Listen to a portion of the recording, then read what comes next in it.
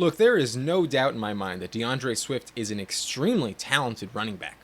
But do you really want to invest a third-round pick in a Lions player? Ew.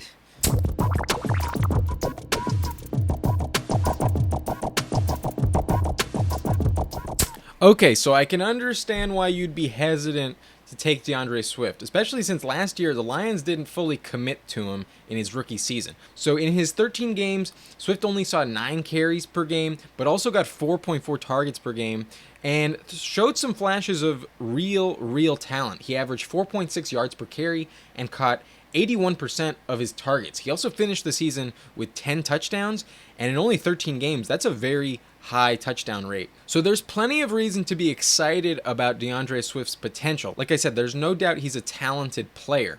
And this year, the backfield won't be as crowded as it was last season. Adrian Peterson and also Kerryon Johnson have left the team.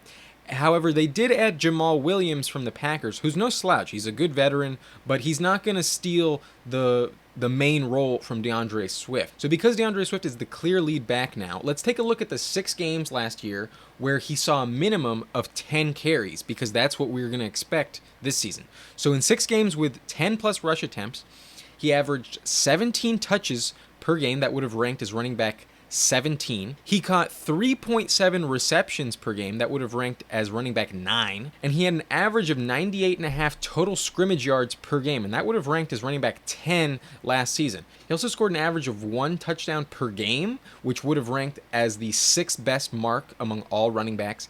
And his yards per carry in those 6 games was 5.3. So when he saw more volume, his yards per carry actually went up. That would have ranked as running back 6th, tied with Miles Sanders last year. And all of this together came out to 17.7 half PPR points per game, and that would have ranked 6th among all running backs, just behind Nick Chubb, who had 17.8. So really elite talent from DAndre Swift, and in the right situations, he can be a great fantasy player. So while it's hard to envision that he maintains a 1 touchdown per game average, that's pretty high, I can imagine he still is going to be the top option on the goal line, and it's pretty realistic to imagine 8 or 10 touchdowns again this season in 17 games.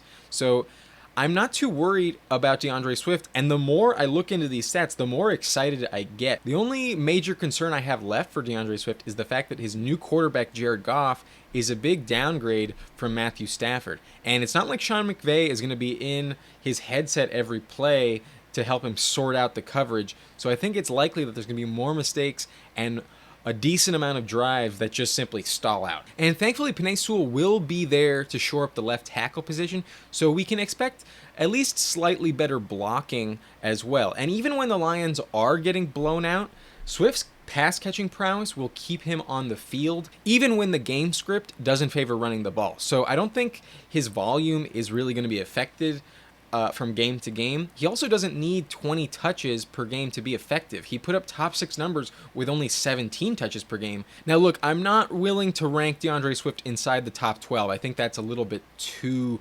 optimistic, but I do view him in the same tier as Clyde Edwards-Helaire and Najee Harris, which means his current ADP of running back 18, 31st overall is a value where he's currently going. But there is a scenario where he falls to the 4th round, and if that happens and you can get him at the top of the 4th round, that is a steal at that discounted price.